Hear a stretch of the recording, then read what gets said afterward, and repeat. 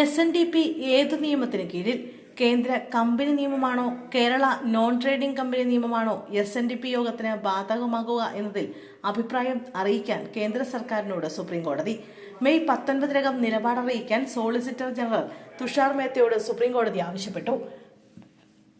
വെള്ളാപ്പള്ളി നടേശന്റെ അയോഗ്യതാ കേസിൽ കേന്ദ്ര സർക്കാർ നിലപാട് നിർണായകമാകും. 1956 കേന്ദ്ര കമ്പനി നിയമമാണോ 1961 Kerala non trading companies act ആണോ ബാധകമെന്നാണ് കോടതി ചോദിച്ചത്. ജസ്റ്റിസുമാരായ JB പർദിവാല, വിജയ് ബിഷ്ണോയി എന്നിവരടങ്ങിയ ബെഞ്ചാണ് സോളിസിറ്റർ ജനറലിന് നിർദ്ദേശം നൽകിയത്. 1903 മെയ് 15 ട്രാവൻകൂർ റെഗുലേഷൻ പ്രകാരമാണ് SNDP യോഗം കമ്പനിയായി ആദ്യം രജിസ്റ്റർ ചെയ്തത്. പിന്നീട് 1956 കമ്പനി ആക്ടിലേക്ക് രജിസ്ട്രേഷൻ മാറ്റിയിരുന്നു. 1961 Kerala non trading companies act നിലവിൽ വന്നെങ്കിലും യോഗം 1956 കമ്പനീസ് ആക്ട് പ്രകാരം SNDP പ്രവർത്തനം തുടർന്നു വരികയായിരുന്നു. SNDPയിലെ ക്രമക്കേട് ചൂണ്ടിക്കാട്ടി 2003 യോഗത്തിലെ ചില അംഗങ്ങൾ കേന്ദ്ര നിയമത്തിന്റെ അടിസ്ഥാനത്തിൽ നിയമ നടപടി ആരംഭിച്ചിരുന്നു. എന്നാൽ സംസ്ഥാന സർക്കാരിനും SNDPയിലെ പ്രവർത്തനങ്ങളിൽ ഇടപെടാൻ സംസ്ഥാന നിയമപ്രകാരം അധികാരമുണ്ടെന്നാണ് കേന്ദ്ര സർക്കാർ 2005 ഉത്തരവിറക്കിയത്.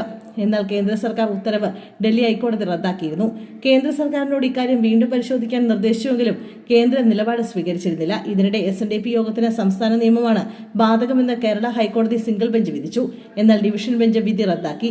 തീരുമാനമെടുക്കാൻ കേന്ദ്ര അതോറിറ്റിയോട് നിർദ്ദേശിക്കുകയായിരുന്നു. ഇത് ചോദ്യം ചെയ്ത് നൽകിയ ഹർജിയിലാണ് സുപ്രീം കോടതിയുടെ നിർണായക ഇടപെടൽ.